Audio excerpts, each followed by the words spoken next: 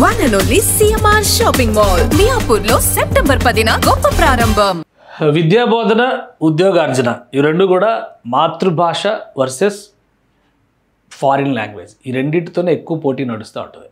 మీరు ఆంధ్రప్రదేశ్లో ఉంటే లేదా తెలుగు రాష్ట్రాల్లో ఉంటే లేదా భారతీయులై ఉంటే జపనీస్ కూడా నేర్చుకోండి. రాబోయే రోజుల్లో మీకు అద్భుతమైనటువంటి అవకాశాలు ఉండే ఛాన్స్ కనిపిస్తుంది. అమరావతిలో యూనివర్సిటీ ఆఫ్ టోక్యో ఇక్కడ క్యాంపస్ స్టార్ట్ చేయాలనేటువంటి ఆలోచన తలంపు చేసింది. మొన్న ఈ మధ్య జరిగినటువంటి పర్యటనల సందర్భంలో కానీ education minister, Andhra Pradesh education minister Nara Lokesh Japan టీమ్స్లో జరిపినటువంటి చర్చలు, వాటి సారవంతమైనటువంటి పరిష్కారాలు ఒక విధంగా చూస్తే కనుక యూనివర్సిటీ ఆఫ్ టోక్యోని అమరావతిలో ఎస్టాబ్లిష్ చేయడానికి అన్ని రకాల క్లారిటీస్ కూడా వచ్చేసినాయి. ఇప్పుడు జపనీస్ టీం, ముఖ్యంగా యూనివర్సిటీ ఆఫ్ టోక్యో బృందం అమరావతిలో పర్యటిస్తుంది. వీళ్ళు శాఖమూరు ప్రాంతంలో ఉన్నటువంటి భూముల్ని పరిశీలించారు. ఈ భూములకి సంబంధించినటువంటి data additional commissioner, CRDA additional commissioner Praveen Chand వివరించారు. మొత్తం కూడా శాఖమూరు ప్రాంతం అంటే ఇప్పుడు ఉన్నటువంటి ఎడ్యుకేషన్ సిటీ ఒకటి డిజైన్ చేశారు. మొత్తం అమరావతి మాస్టర్ ప్లాన్లో ఈ ప్రాంతంలోనే యూనివర్సిటీలు ఎక్కువగా వస్తున్నాయి. ఆ పరిసర ప్రాంతాల్లో ఉన్నటువంటి యూనివర్సిటీలు, ఎడ్యుకేషనల్ ఇన్స్టిట్యూషన్స్, అక్కడ అవైలబిలిటీ ఉన్నటువంటి ల్యాండ్స్, వీటన్నిటినీ కూడా గ్రాఫ్స్తో సహా సిఆర్డిఏ అధికారులు యూనివర్సిటీ ఆఫ్ టోక్యో టీంకి వివరించారు. ఇక్కడ ల్యాండ్ అలాట్మెంట్ చేయడానికి సిఆర్డిఏ ప్రపోజ్ చేస్తుంది.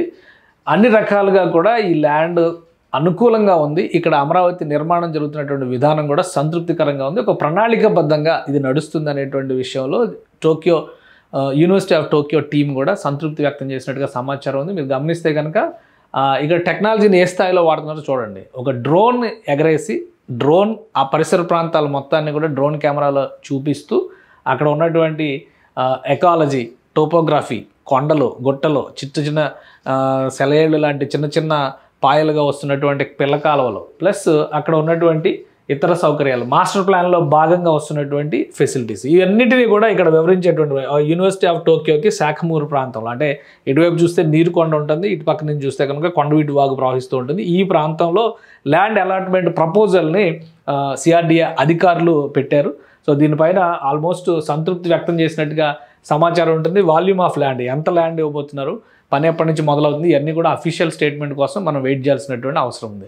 ఎందుకని జపనీస్ నేర్చుకుంటే మీకు అడ్వాంటేజ్ ఉంటుంది అని చెప్తున్నానంటే 150 సంవత్సరాల హిస్టరీ ఉన్నటువంటి యూనివర్సిటీ ఇది. 1-2 సంవత్సరాలు కాదు, ప్రైవేట్ సంస్థ కాదు, నిన్నగాక మొన్న పెట్టింది అసలు కానే కాదు.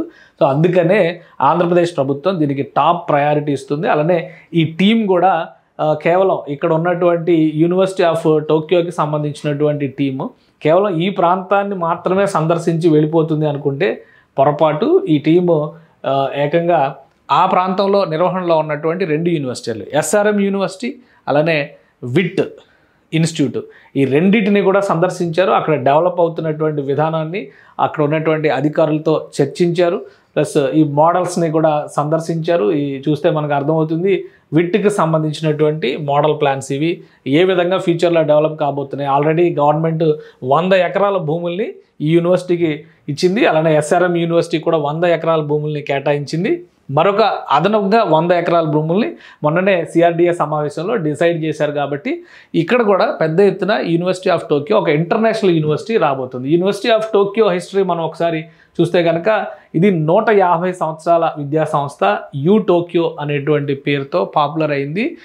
ఈశాన్య దేశాల్లో, అంటే ఆగ్నేయ ఆసియా, ఈశాన్య దేశాల్లో, ప్రాంతంలో ఉన్నటువంటి దేశాల్లో ఒక బెస్ట్ ఇన్స్టిట్యూట్గా గుర్తింపు పొందింది. ఇక్కడ చూస్తే మనకు అర్థమవుతుంది యూ టోక్యో సెలబ్రేట్స్ 150th, అంటే 2027 కల్లా 150th సెలబ్రేషన్స్కి రెడీ అవుతుంది. యూనివర్సిటీ 1827లో స్థాపించారు.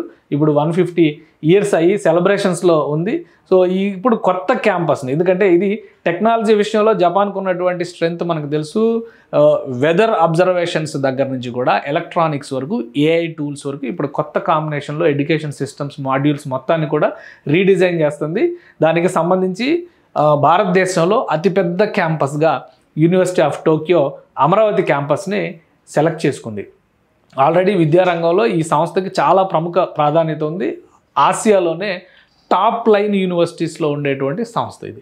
సో ఇది అమరావతిలో అడుగు పెడుతుంది.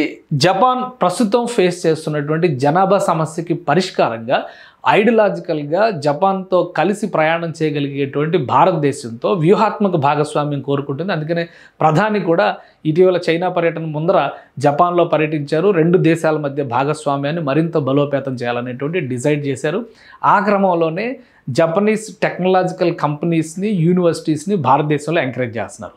ఇప్పుడు ఆంధ్రప్రదేశ్లో ఈ సంస్థ అడుగు పెట్టబోవడం అనేది ఒక శుభసూచకంగా చూడాలి. రాబోయేటువంటి రోజుల్లో మ్యాక్సిమం 1-2 ఏళ్లలో నిర్మాణాలు జరిగేందుకు సమయం పట్టొచ్చు, కానీ టెంపరీ క్యాంపస్లు ప్రారంభించాలనేటువంటి ఒత్తిడి ఆంధ్రప్రదేశ్ ప్రభుత్వం చేస్తుంది. కాబట్టి వచ్చే అకాడమిక్ ఇయర్లో అన్నీ కలిసి వస్తే కనుక యూనివర్సిటీ ఆఫ్ టోక్యో ఇక్కడి నుంచి క్యాంపస్ స్టార్ట్ చేసేటువంటి అవకాశం ఉంది. నిర్మాణాలకు సంబంధించినటువంటి ప్రణాళిక, వాటి నిర్మాణ ప్రక్రియను పూర్తి చేసి శాశ్వత భవనాలు ప్రారంభించడం కొంత సమయం, అంటే 1-2 ఏళ్ల సమయం పట్టొచ్చు. కానీ యాక్టివిటీస్ ప్రారంభించడానికి మాత్రం ఆ సంస్థ ప్రతినిధులు ఉత్సుకతతో ఉన్నట్టుగా సమాచారం వస్తుంది. ఈ క్రమంలోనే ఆంధ్రప్రదేశ్లో పర్యటన జరిపారు. అమరావతిలో చెబుతున్నటువంటి భూముల్ని ఇప్పుడు ఏవైతే డిక్లేర్ చేశారో ఆ భూముల పైన కనుక అభిప్రాయాన్ని అక్కడికి వెళ్ళి డిసైడ్ చేసిన తర్వాత జపాన్ టీం అక్కడికి వెళ్ళి డిసైడ్ చేసిన, అంటే యూనివర్సిటీ ఆఫ్ టోక్యో టీం ఇక్కడ పర్యటించింది. వీళ్ళందరూ అక్కడికి వెళ్ళిన తర్వాత ఒక ఫైనల్ కన్క్లూజన్కి వచ్చేటువంటి ఛాన్సెస్ ఉన్నాయి.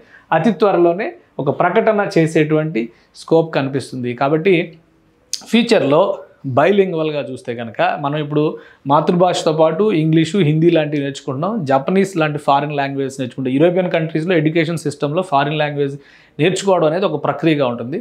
కాబట్టి జపనీస్ లాంగ్వేజ్ నేర్చుకుంటే కనుక భారత్ జపాన్ బంధానికి మొదటి వారధిగా మీరే మారేటువంటి అవకాశం ఉంటుంది.